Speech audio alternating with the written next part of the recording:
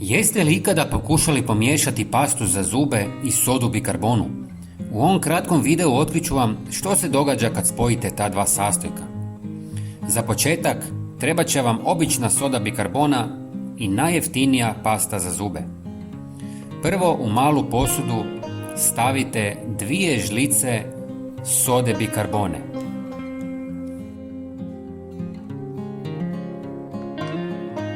A zatim dodajte pola žlice kuhinjske soli.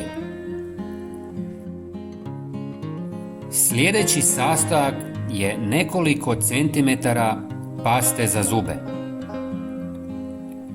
Kako biste poboljšali učinkovitost smjese, dodajte 1 do 2 žlice tekućeg deterdženta za suđe koji će sve dobro povezati i povećati ovu snagu smjese. Dobro promiješajte sve sastojke nekoliko minuta dok ne dobijete glatku homogenu smjesu. Pitate se čemu ovo služi? Pokazat ću vam uskoro, ali prije nego krenemo dalje, ako prvi put posjećujete naš kanal, ne zaboravite se pretplatiti. To je potpuno besplatno. Hvala vam.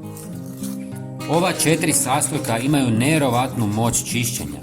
Idealna su za čišćenje kuhinjskih površina, sudopera, slavina, kupaonica i drugih sličnih mjesta. Uklanjaju naslage, dezinficiraju i ostavljaju površine sjajnima.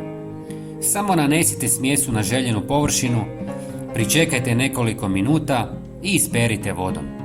Rezultat će vas oduševiti. Ovi sastojci su jeftini, a vi možete napraviti snažno sredstvo za čišćenje koje je daleko povoljnije od onih koje možete kupiti u trgovinama. Dragi prijatelji, svakako pogledajte i naš sljedeći video koji je na ekranu. Hvala vam što ste bili s nama. Pozdrav!